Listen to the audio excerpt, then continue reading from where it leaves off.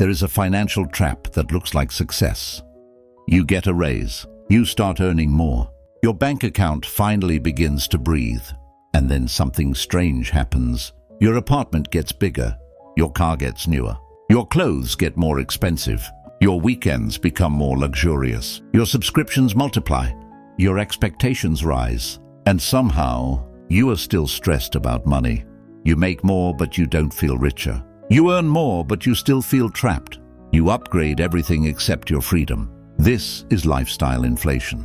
And the brutal truth is this: lifestyle inflation can turn financial progress into financial slavery. The problem isn't that you enjoy nice things. The problem begins when every increase in income creates an increase in desire. The moment you earn more, you convince yourself that you deserve more.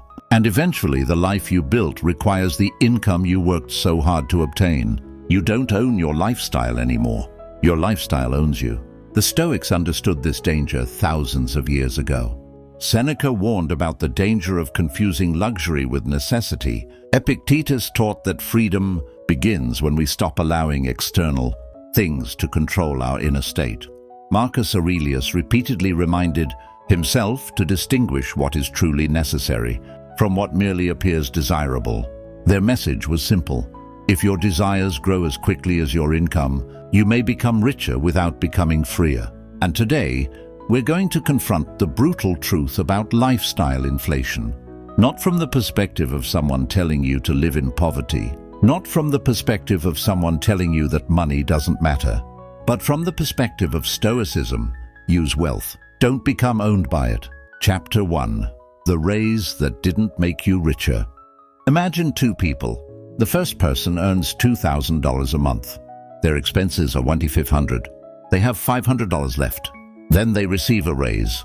Now they earn $3,000. Instead of keeping their lifestyle relatively stable, they increase their spending to $12,700. Now they have only $300 left. Their income increased by $1,000, but their financial breathing room decreased by $200.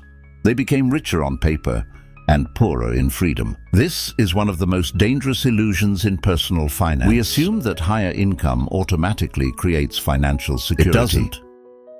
The gap between what you earn and what you require determines much of your freedom. If your income rises and your requirements rise with it, you're simply running on a larger treadmill. You don't escape the treadmill.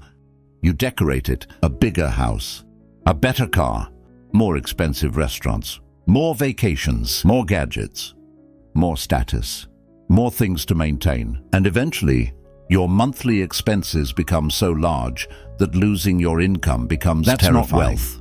That's dependence. The Stoic would ask, how much of this do I actually need? Not, how much can I afford? Those are completely different questions. Chapter 2. The difference between affordability and modern freedom. Culture teaches you to ask, can I afford it? Stoicism teaches you to ask, do I need it? You might be able to afford a $60,000 car, but can you afford the insurance, the maintenance, the repairs, the depreciation, the pressure to keep upgrading? You might be able to afford a luxury apartment, but can you afford the years of work required to maintain it? You might be able to afford expensive vacations, but can you afford the financial anxiety that follows them? This is where lifestyle inflation becomes dangerous, because affordability is not the same as freedom. A person earning $10,000 a month with $9,500 in expenses may have less flexibility than someone earning $4,000 with $2,500 in expenses. The first person has a high income. The second person may have something far more valuable: margin. And margin creates options. Margin allows you to say no. Margin allows you to survive unexpected problems. Margin allows you to invest. Margin allows you to change careers. Margin allows you to walk away from toxic situations. Margin gives you breathing room. The Stoic doesn't seek wealth merely to possess more. The Stoic seeks enough independence that external circumstances cannot easily dominate his life. Chapter 3. The psychological trap of I deserve it. One of the most dangerous sentences in personal finance is, I deserve it. You worked hard. You earned more. You sacrificed. So you tell yourself, I deserve the new phone. I deserve the luxury car. I deserve the expensive apartment. I deserve to eat out every night. I deserve this vacation. And maybe you do deserve to enjoy your money. But here's the question. Do you deserve the consequences too? You deserve the purchase. But do you want the monthly payment? You deserve the vacation. But do you want the credit card bill? You deserve the bigger house. But do you want another decade of financial pressure? This is where Stoicism becomes powerful. The Stoic doesn't ask whether pleasure is allowed. The Stoic asks whether pleasure has become the master. There is nothing wrong with enjoying wealth. There is everything wrong with becoming psychologically dependent on luxury. Because once luxury becomes your baseline, ordinary life starts feeling like deprivation. And that's how abundance becomes poverty of the mind. Chapter 4. When normal becomes expensive. Lifestyle inflation changes your definition of normal. At first, something feels luxurious. Then you get used to it. And eventually you can't imagine living without it. You used to drink ordinary coffee. Then you discovered premium coffee. At first, it was a treat. Eventually, ordinary coffee felt unacceptable. You used to live in a modest apartment. Then you upgraded. Now the old apartment feels embarrassing. You used to drive an ordinary car. Then you bought something better. Now anything cheaper feels like failure. Notice what happened. The object didn't change. Your expectation changed. This is why Stoicism places such importance on controlling desire. Because desire has no natural finish line. You can always have more. More money, more comfort, more recognition, more status, more luxury, more attention, more possessions.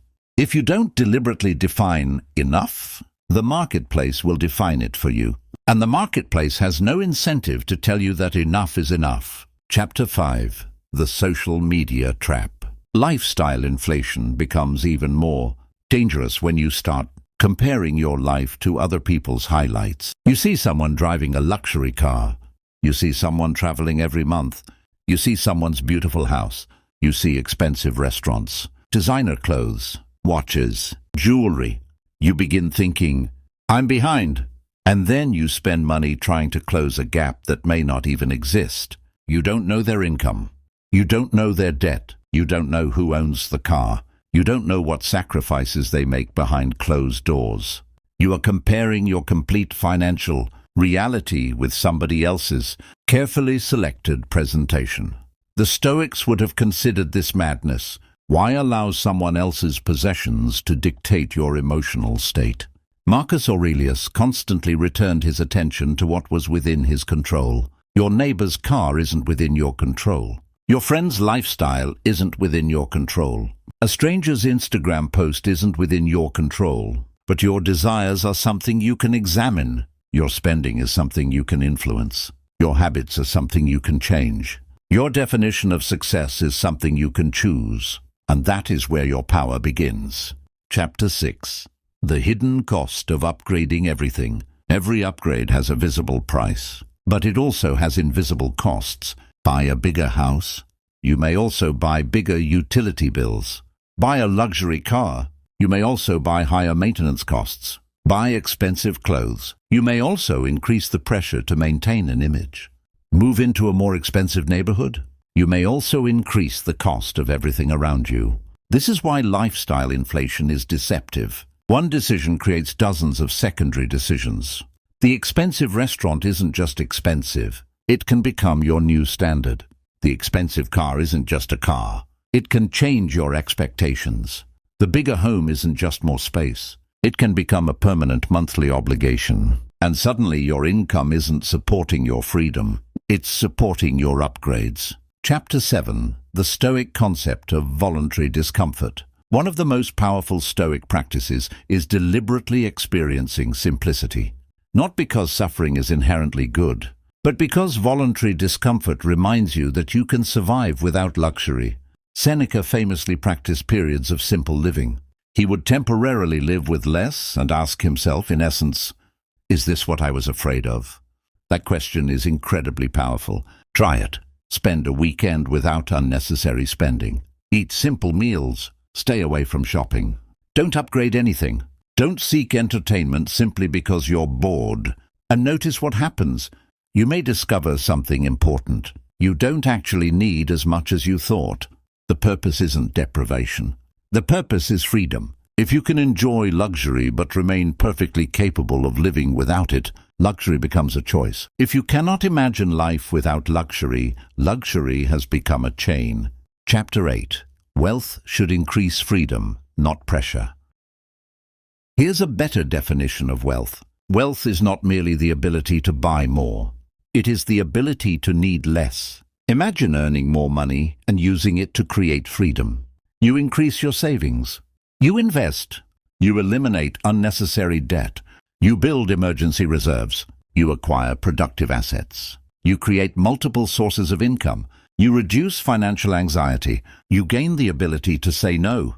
That's wealth. Compare that with earning more money and immediately upgrading everything. Your income rises. Your expenses rise. Your obligations rise. Your anxiety remains. That's not financial growth. That's financial inflation. The number in your bank account may be larger, but your freedom hasn't increased. Chapter 9. The brutal truth about status. Much of lifestyle inflation isn't about comfort. It's about status. We want people to know that we've succeeded. We want the car, the watch, the house, the clothes, the restaurant, the vacation. Not necessarily because we need them, but because we want the reaction. And this is where Stoicism becomes brutally honest. If you need strangers to recognize your success, then strangers control your self-worth. Think about that. A person you've never met can make you feel inferior simply by driving a more expensive car. Another person can make you feel successful simply by complimenting your watch. That means your emotional state is being controlled by external opinions. The Stoic aims for something different. Character over appearance, discipline over display, freedom over status, substance over reputation. A man who owns a modest car and controls his finances may be far wealthier in the meaningful sense than a man driving a luxury vehicle while drowning in debt. One is trying to look wealthy. The other is building freedom. Chapter 10. The lifestyle inflation of the mind. There is another form of lifestyle inflation that doesn't involve money. It involves expectations. You become accustomed to comfort. Then discomfort feels unbearable. You become accustomed to constant entertainment. Then silence feels boring. You become accustomed to instant gratification. Then patience feels painful. You become accustomed to convenience. Then effort feels unnecessary. This is mental lifestyle inflation. And it can be even more dangerous than financial lifestyle inflation, because eventually you become incapable of functioning without constant comfort. Stoicism offers the opposite training. Train yourself to tolerate boredom. Train yourself to tolerate inconvenience. Train yourself to wait. Train yourself to say no. Train yourself to work without applause. Train yourself to live simply. The goal isn't to hate comfort. The goal is to make comfort optional. Chapter 11. The question that can change your finances. Before increasing your lifestyle, ask yourself one question. Will this purchase increase my freedom or increase my dependence? That's it. Will this new expense create an asset? Will it improve your health? Will it save meaningful time? Will it improve your ability to earn? Will it genuinely improve your life? Or is it simply satisfying comparison? There is nothing wrong with spending money. But conscious spending is different from emotional spending. One is a decision. The other is a reaction. The Stoic seeks to act rather than react, and that principle applies directly to money. Chapter 12. Don't let your income decide your lifestyle. One of the greatest financial mistakes is allowing your income to determine your standard of living automatically. You earn more. You spend more. You earn even more. You spend even more. And this continues forever. Instead, create a deliberate rule. When your income rises, don't immediately upgrade your life. Upgrade your freedom first. Put more money towards savings. Invest more. Build your business. Pay down expensive debt. Create an emergency reserve. Acquire skills. Buy time. Then, after your foundation is stronger, deliberately choose what lifestyle improvements actually matter. This creates something incredibly powerful. Controlled lifestyle growth. Your lifestyle improves, but your financial independence improves faster. That's the goal. Chapter 13. The power of enough. There is enormous power in deciding, this is enough. Enough doesn't mean giving up ambition. It doesn't mean refusing success. It doesn't mean rejecting wealth. It means knowing when additional consumption no longer adds meaningful value. You can still build, you can still earn, you can still invest, you can still become successful, but you're no longer desperately chasing every upgrade. You stop asking, "What can I get?" and start asking, "What is worth getting?" That is a completely different mindset. The first creates endless consumption. The second creates intentional living. Chapter 14. Your money should buy freedom. Imagine that every time your income increases, you buy something that makes you less dependent. Your savings increase. Your investments increase. Your skills increase. Your business grows. Your debt decreases. Your financial runway expands. Your ability to say no becomes stronger. Now your money is working for you. This is the Stoic approach to wealth. Money is a tool, not an identity, not a god, not a source of self-worth, not a substitute for character. Use it, but don't worship it. Enjoy it, but don't depend on it for happiness. Build it, but don't allow it to build a prison around you. Chapter 15. The ultimate Stoic financial test. Here's the test. Imagine tomorrow you had to reduce your lifestyle by 30%. Could you? Would you survive? Would your identity collapse? Would you feel ashamed? Would you panic? If the answer is yes, your lifestyle may have become too expensive. Now imagine the opposite.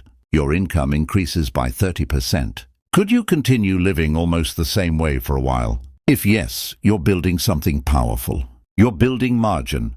You're building discipline. You're building independence. You're refusing to allow income to dictate desire. That is Stoic wealth. Conclusion. Don't become rich enough to be poor. The brutal truth about lifestyle. Inflation is that it rarely feels like a mistake while you're doing it. It feels like progress. It feels like success. It feels like finally getting what you deserve. But years later, you may look around and realize something terrifying. You have more things, but less freedom. More income, but more obligations. More comfort, but less resilience. More status, but more anxiety. More possessions, but less peace. And that's the paradox. You can become financially successful while becoming psychologically poor. You can have everything and still feel that you don't have enough. This is why Stoicism matters. Stoicism doesn't tell you to reject wealth. It teaches you to put wealth in its proper place. Your money should serve your values. Your lifestyle should serve your freedom. Your possessions should serve your life, not the other way around. So the next time you receive a raise, don't immediately ask, "What can I afford now?" Ask, "What freedom can I buy now?" The next time you want to upgrade your lifestyle, ask, "Do I actually need this, or have I simply become accustomed to more?" And the next time you see someone living a life that appears more luxurious than yours, remember, you don't know their price. You don't know their debt. You don't know their anxiety. You don't know their sacrifices. And you certainly don't need to copy their life. Your goal isn't to look wealthy. Your goal is to become free. Because the richest man isn't necessarily the man who owns the most. Sometimes the richest man is the one who can look at everything he doesn't have and calmly say, "I don't need it." That is the ultimate defense against lifestyle inflation. That is the power of enough. And that is the Stoic path to real wealth.